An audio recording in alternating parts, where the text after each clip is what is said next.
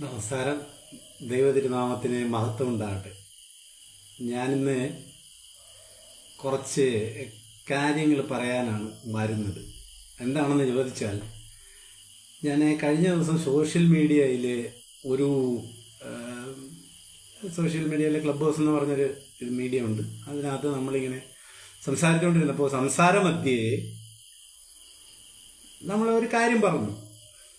അപ്പോൾ അത് കേട്ടിട്ട് പെട്ടെന്നൊരു അച്ചായൻ ഒഫൻഡഡ് ആയിട്ട് ഇങ്ങനെ അവിടെ കുത്തിയിരുന്ന് തെറി വിളിക്കുകയൊക്കെ ചെയ്തു. അപ്പം നിനക്കറിയത്തില്ലടാ സഭ, ഇത് ഞങ്ങൾ പത്രോസിന്റെ മർക്കോസിന്റെ മാർഗമുറിയിൽ ഉണ്ടായതാടാ ഈ സഭ, ഇതിന് ഞങ്ങൾ വില നൽകിയതാടാ എന്ന് പറഞ്ഞു.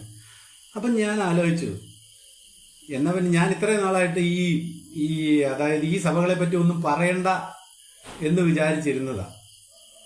എന്തുകൊണ്ടാണെന്ന് ചോദിച്ചു കഴിഞ്ഞാൽ, ഇതിനി ഇവരുടെ ഒരു ആശയം, കാരണം ഈ സഭകളിൽ വിശ്വസിക്കുന്ന കുറച്ച് പേർ എൻ്റെ അടുത്ത് സമൂഹത്തിലുള്ളതുകൊണ്ട് ഇവരെ പറ്റി ഞാനങ്ങനെ ആധികാരികമായിട്ട് അവരെ പറഞ്ഞിട്ട് ഇവരുടെ ഇതിനെപ്പറ്റി പറയണ്ടെന്ന് വിചാരിച്ച. പക്ഷെ അന്നേരം ഇവർ തന്നെ നമ്മളോട് പ്രൊവോക്ക് ചെയ്യാണ്, പറയൂ എന്നാ പിന്നെ ഞാൻ വിചാരിച്ചു എന്നാ പറഞ്ഞു കളയാം. അപ്പം കേരളത്തിലുള്ള പ്രൊട്ടസ്റ്റന്റ് സഭകൾ എന്ന് അവർ സ്വയം വിശേഷിപ്പിക്കുകയും പ്രൊട്ടസ്റ്റന്റ് സഭകളല്ലാത്ത ഉണർവ് പ്രസ്ഥാനങ്ങളും പെന്തക്കോസ്, അതായത് റിവൈവൽ ഫോളോവേഴ്സുമാണ് കേരളത്തിലുള്ളത്. അവരെ അവർ തന്നെ സഭകൾ എന്ന് വിളിക്കുന്നു. അത് ഏതൊക്കെയാണെന്ന് ചോദിച്ചു കഴിഞ്ഞാൽ, എന്താണ് ആദ്യം പ്രൊട്ടസ്റ്റന്റ് പ്രസ്ഥാനം എന്ന് പറയാം, അത് കഴിഞ്ഞിട്ട് നമുക്ക് അങ്ങോട്ടേക്ക് വരാം. പ്രൊട്ടസ്റ്റന്റ് പ്രസ്ഥാനം എന്ന് പറഞ്ഞാൽ കത്തോലിക്ക സഭയുടെ, പാശ്ചാത്യ സഭയുടെ തെറ്റായ പഠിപ്പിക്കലുകൾ എന്ന് അവർക്ക് തോന്നിയതും,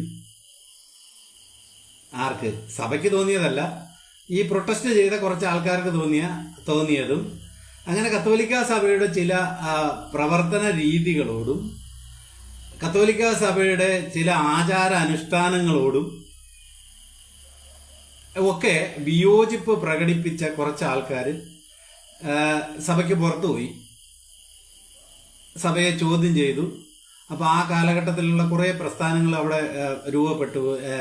മെത്തഡിസ്റ്റ് സഭ, ലൂതറൻ സഭ, കാൽവിൻ സഭ, അങ്ങനെ, അതായത് ജോൺ കാൽവിൻ, പിന്നെ നമ്മുടെ മാർട്ടിൻ ലൂതർ, സിംഗ്ലി, അങ്ങനെ കുറച്ച് ആൾക്കാർ ഈ കത്തോലിക്ക സഭയുടെ അകത്ത് നിന്ന് ഒരു വിപ്ലവം ഉണ്ടാക്കി പുറത്തുപോയി. അതേപോലെയാണ് നമ്മുടെ ആംഗ്ലിക്കൻ സഭ യഥാർത്ഥത്തിൽ ഉണ്ടാകുന്നത് ഹെൻറി രാജാവിന് രണ്ടാമത് കല്യാണം കഴിക്കണമെന്ന് പറഞ്ഞ് കത്തോലിക്ക സഭ മാർപ്പാപ്പ പറഞ്ഞത് നടക്കൂല, അങ്ങനെ ഒന്നിൽ കൂടുതൽ കല്യാണം ഒന്നും കഴിക്കാൻ പറ്റത്തില്ലെന്ന് അതിൽ കൂടുതൽ കല്യാണം കഴിക്കാൻ പറ്റത്തില്ല എന്ന് പറഞ്ഞതുകൊണ്ട് അങ്ങനെ പിളർന്നുണ്ടായതാണ് ഈ ആംഗ്ലിക്കൻ സഭ.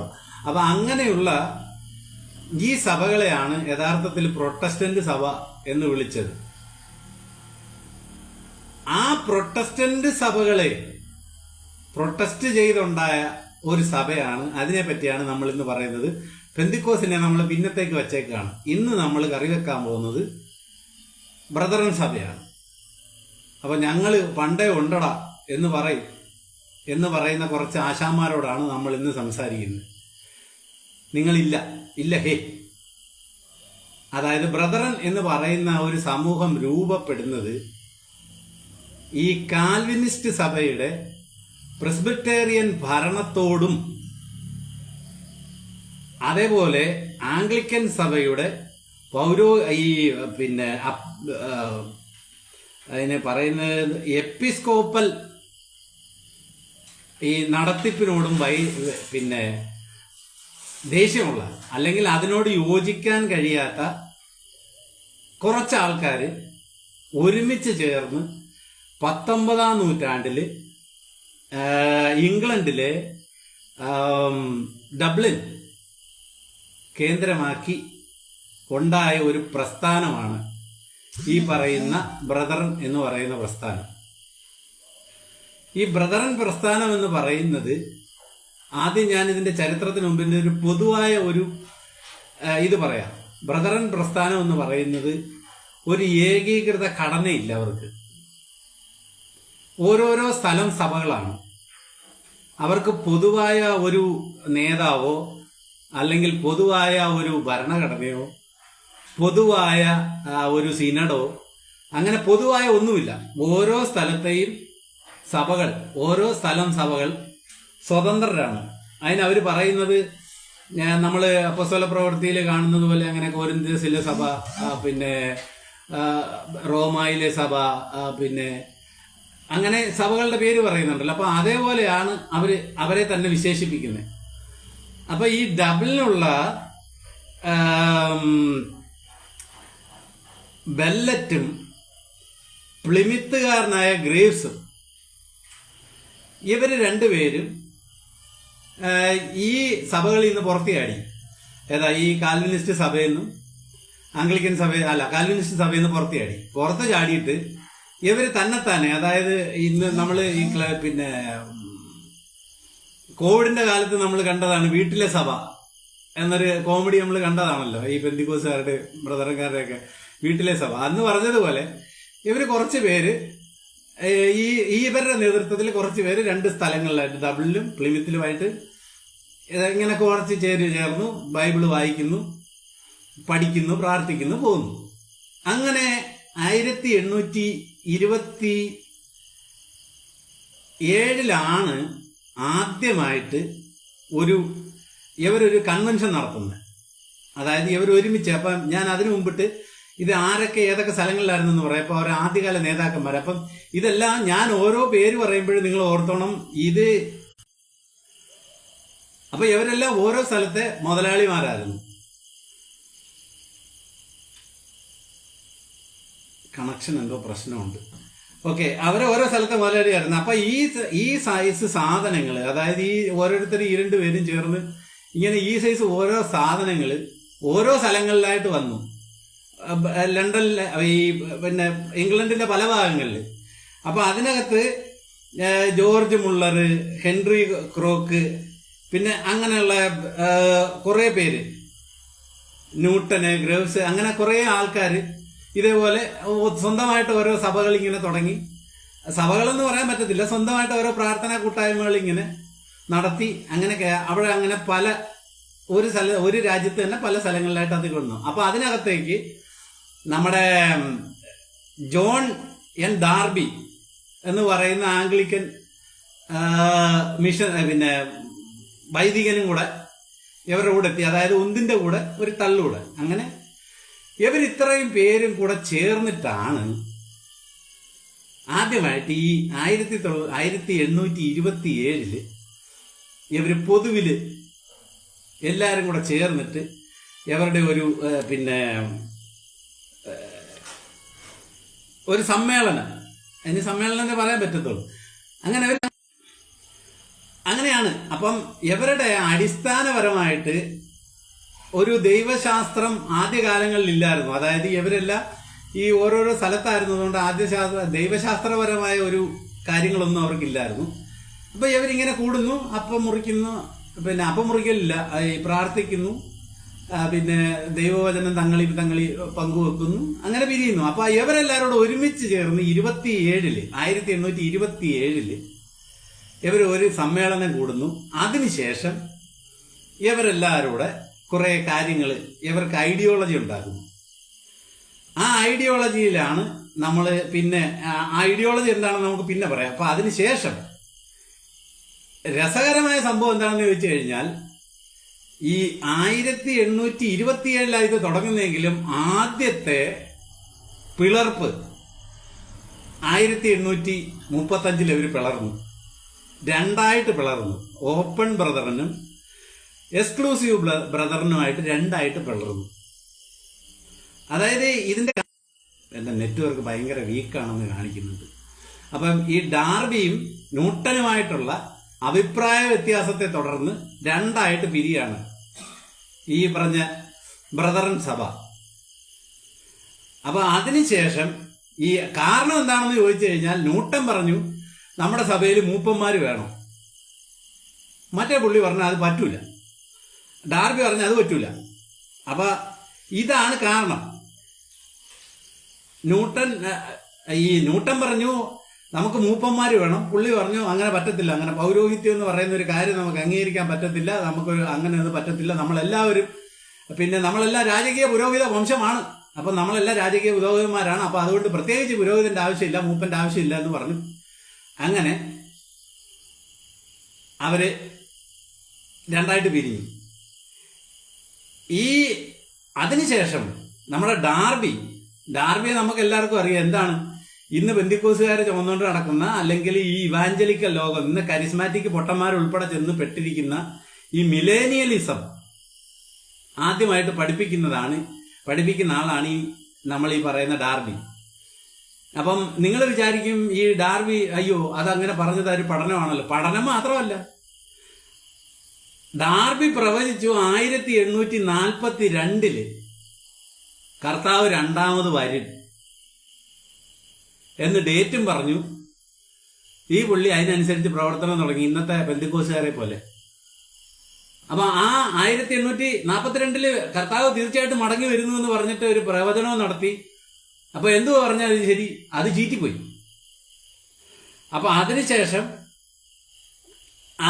അതിനുശേഷമാണ് ഇവർ ഒരു കാര്യം പറയാൻ വിട്ടുപോയി.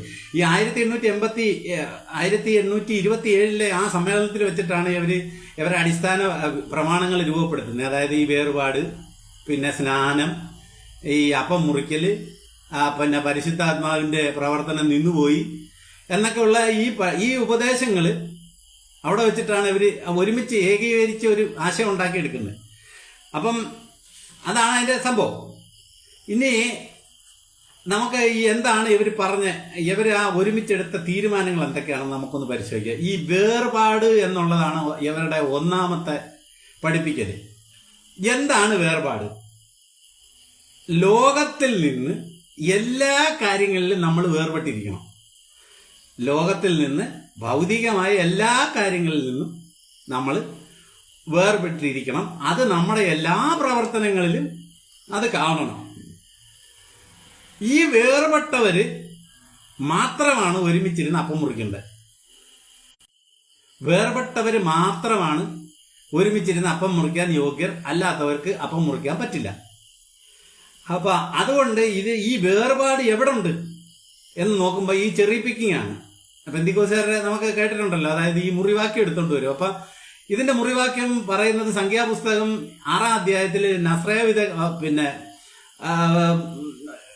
വ്രതക്കാരെ പറ്റി സംഖ്യാപുസ്തകം 6-ാം അധ്യായത്തിൽ പറയുന്നുണ്ട്. അപ്പൊ അതുപോലെ യഹോവ തനിക്കായി വേർതിരിച്ചിരിക്കുന്നു എന്നറിവീൻ, ഭക്തരെ യഹോവ തനിക്കായി വേർതിരിച്ചിരിക്കുന്നു എന്ന അറിവീൻ എന്നുള്ള സങ്കീർത്തന 4-ാം അധ്യായം 3-ാം വാക്യവും ഇവരെടുക്കും. അതേപോലെ ഈ പൗലോസ്ലീഹായെയും ബർണബാസിനെയും ഈ പ്രത്യേകമായി വേർതിരിച്ചു എന്ന് പറയുന്ന അപ്പോസ്തല പ്രവർത്തികളിലെ 13-ാം അധ്യായം 2-ാം വാക്യവും. ഇങ്ങനെ ഈ 3 വാക്യങ്ങളുടെ അടിസ്ഥാനത്തിലാണ് ഇവരുടെ വേർപാട് എന്നുള്ള ഈ ഒരു ഉപദേശം അവർ രൂപപ്പെടുത്തി എടുത്തിരിക്കുന്നത്. അപ്പൊ ഒന്നാമത്തെ ഉപദേശം അതാ. ഇനി രണ്ടാമത്തെ ഉപദേശം എന്ന് പറയുന്നത് വിശ്വാസ സ്നാനമാണ്. ഈ വിശ്വാസ സ്നാനം എന്ന് പറയുമ്പോൾ നമ്മൾ വിചാരിക്കും വിശ്വസിച്ച് സ്നാനപ്പെട്ടാൽ മതിയെന്ന്. പറ്റത്തില്ല. അവരെ കർത്താവിലുള്ള വിശ്വാസം സമ്മതിച്ചവരെ മാത്രമേ സ്നാനപ്പെടുത്തൂ. അപ്പൊ സമ്മതിച്ചാൽ സ്നാനപ്പെടുത്തൂ? ഇല്ല. സമ്മതിച്ചവരെ അവര് തീരുമാനിക്കും. അതായത് സമ്മതിച്ചിട്ട് അവരുടെ നിരീക്ഷണത്തിലൂടെ സമ്മതിച്ചതിന് ശേഷം മാത്രമാണ് സ്നാനപ്പെടുത്തുന്നത്. ഇനി സ്നാനപ്പെടുത്തുന്നത് കൊണ്ട് നിങ്ങൾ സഭയിൽ അംഗമാവുകയോ അപ്പം മുറിക്കാൻ നിങ്ങൾക്ക് പങ്കുചേരാനോ പറ്റത്തില്ല. അതിന് നിങ്ങൾ രക്ഷിക്കപ്പെട്ടു എന്ന് സഭയ്ക്ക് ബോധ്യപ്പെടണം. അങ്ങനെ രക്ഷിക്കപ്പെട്ടു എന്ന് ബോധ്യപ്പെട്ടവർക്ക് മാത്രമേ ഈ അപ്പം മുറിക്കാൻ പങ്കെടുക്കാൻ പറ്റൂ. ഇനി ഈ അപ്പം മുറിക്കൽ എന്ന് പറയുന്നത്, ഈ അപ്പം എന്ന് പറയുന്നത് കർത്താവിന്റെ ശരീരവും രക്തമൊന്നും അല്ല. ഇത് വെറും ഒരു ഓർമ്മയാചരണം മാത്രമാണ്. അവരെ സംബന്ധിച്ച് ഇതൊരു ഓർമ്മയാചരണം മാത്രമാണ്. അല്ലാതെ ഇത് കർത്താവിന്റെ തിരുശരീര രക്തങ്ങളാണ്, ഇതെന്റെ ശരീരമാണ്, ഇതെന്റെ രക്തമാണെന്ന് കർത്താവ് പറഞ്ഞത് അവർ വിശ്വസിക്കുന്നില്ല.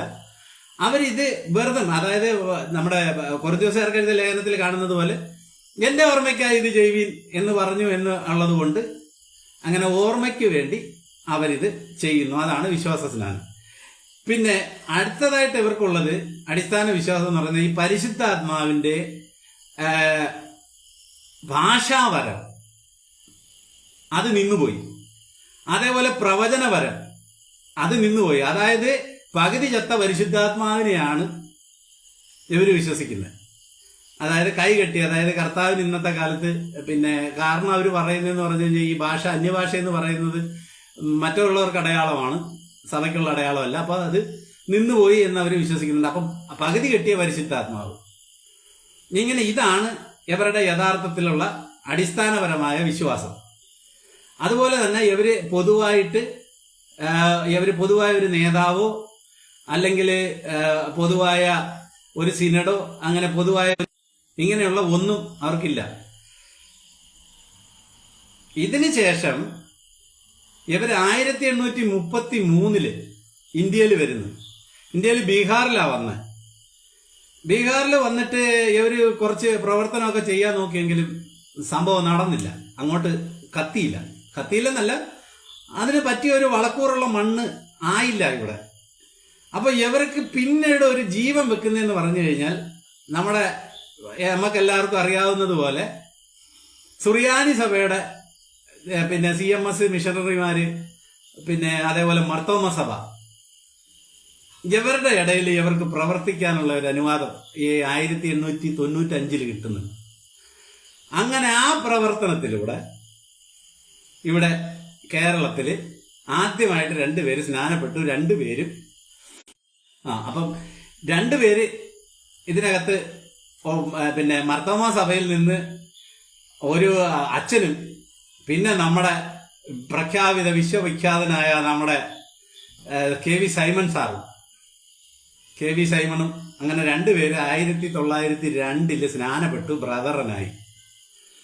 അതിൽ ഈ മാമനെ ഇവര് വിളിക്കുന്നത് കുമ്പനാട്ടച്ഛൻ എന്നാണ്.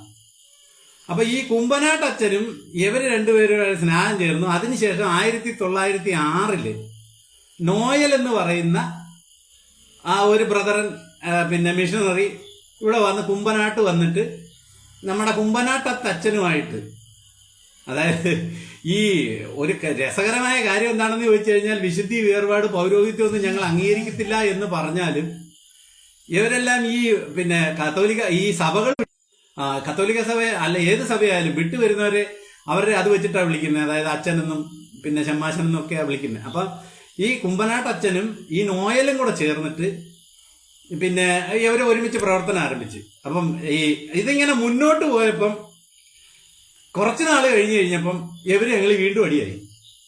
അങ്ങനെ ഇവര് തന്നെ കേരളത്തിൽ തന്നെ 2ആയിട്ട് പിരിഞ്ഞു. അതായത് ഓപ്പൺ ബ്രദറിനും സിറിയൻ ബ്രദറിനും, അതായത് ഇന്ന് നമ്മൾ കേൾക്കുമല്ലോ ഭയങ്കര പെന്തിക്കോസിന് സിറിയൻ പെന്തിക്കോസ് മറ്റേ പെന്തിക്കോസ് എന്ന് പറയുന്ന പോലെ സിറിയൻ ബ്രദറിനും ഓപ്പൺ ബ്രദറിനും. ഈ സിറിയൻ ബ്രദർ ചെയ്ത് എന്താണെന്ന് ചോദിച്ചു കഴിഞ്ഞാൽ സുറിയാനിക്കാരായ ആൾക്കാര് പിന്നെ അങ്ങനെ അവരെ കൊണ്ടുപോയി മുക്കുക എന്നുള്ളതായിരുന്നു അങ്ങേരുടെ പരിപാടി.